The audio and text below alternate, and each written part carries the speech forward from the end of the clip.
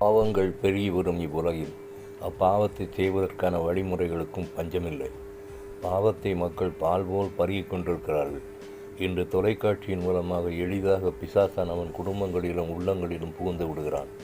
தொலைக்காட்சி பெட்டிக்கு முன் அமர்ந்து அப்படியே நேரம் போவதை தெரியாமல் இருப்பதால் உடலில் கொழுப்புச்சத்து 45% அதிகரிப்பதாக ஆராய்ச்சியாளர்கள் அறிவிக்கிறார்கள். உடற்பயிற்சியும் இல்லாமற் போய் விடுகிறது.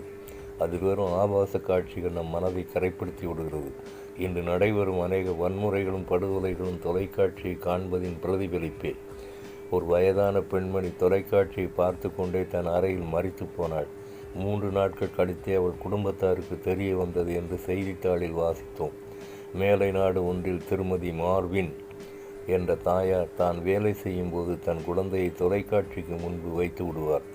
ஆனால் நாளடைவில் அந்த குழந்தை புத்தி கூர்மை இல்லாததாக வளர்வதை அவர் உணர்ந்தாள். மேலும் குடும்ப நபர்கள் ஒருவரோடொருவர் பேசிக்கொள்வதே குறைந்து போனதை நினைத்து வேதனைப்பட்டார். இப்படி தொலைக்காட்சி மனிதனை மயக்கி விடுகிறது.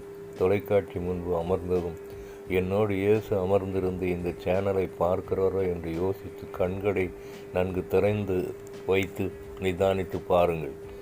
சங்கீதம் 101:3 தீங்கான காரியத்தை என் கண்முன் வைக்க மாட்டேன். Psalms 101:3 I will set no wicked thing before mine eyes. One song. பாதையுந்தன் கூடாரத்தை அணுகாது மகனே, பொல்லாப்பு நேரிடாது மகளே. உன்னதமான கர்த்தரையே உறைவிடமாக்கி கொண்டா, உன்னதமான கர்த்தரையே உறைவிடமாக்கி கொண்டா. அடைக்கலமான ஆண்டவரை ஆதாயமாக்கி கொண்டாய். அடைக்கலமான ஆண்டவரை ஆதாயமாக்கி கொண்டாய். பாதையுந்தன் கூடாரத்தை அணுகாது மகனே, பொல்லாப்பு நேரிடாது மகளே.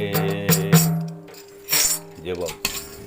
எங்களை நேசிக்கிற நல்ல பிதாவே, சங்கீதம் 101:3 I will set no wicked thing before my eyes. தீங்கான காரியத்தை என் கண்முன் வைக்க மாட்டேன் என்று எழுதப்பட்டிருப்பதை அறிந்து கொண்டேன் சுவாமி. நானும் கர்த்தாவே இந்த வசனத்தின்படி தீங்கான காரியத்தை கண்முன் வைக்காமல் வாழ கிருபை புரிய வேண்டும் என்று யெகோவா நாமத்தில் கெஞ்சுகிறேன் பரிசுத்த பிதாவே. ஆமேன்.